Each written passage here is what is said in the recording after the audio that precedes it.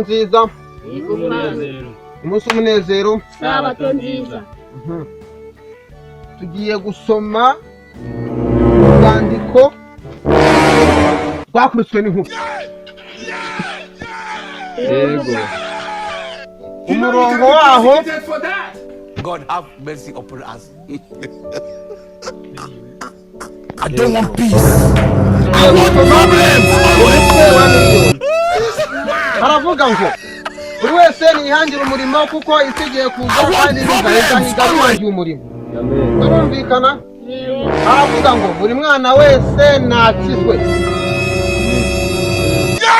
Noneho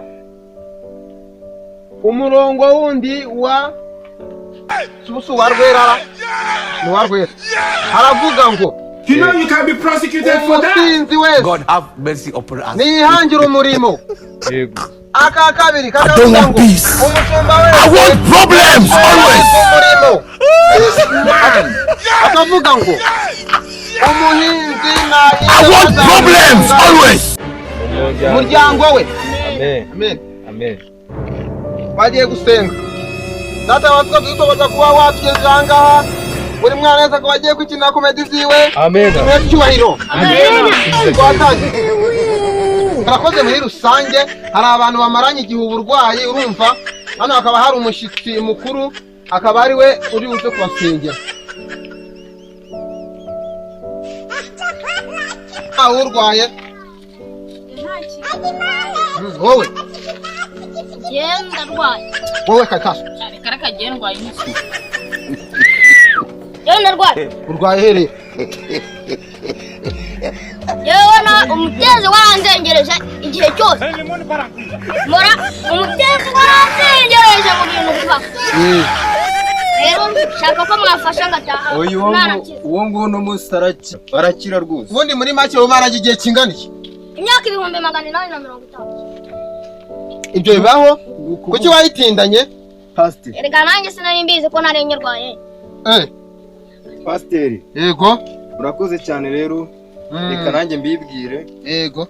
Naturutse ari ikantarange. Tuhaguruka uretse.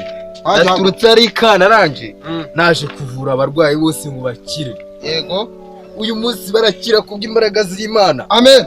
Uyu munsi ndanyamubwire ngo wowe urwaye sida we mburugu. Amen. Urakira rukuri. Amen. Bizina rya Yesu. Amen. Reka none tumande dutwika abadayimoni bigeze kabutindi bazumiriza. Hano muri Matayo aratubwira ngo ntukanye ku gasozi. Amen.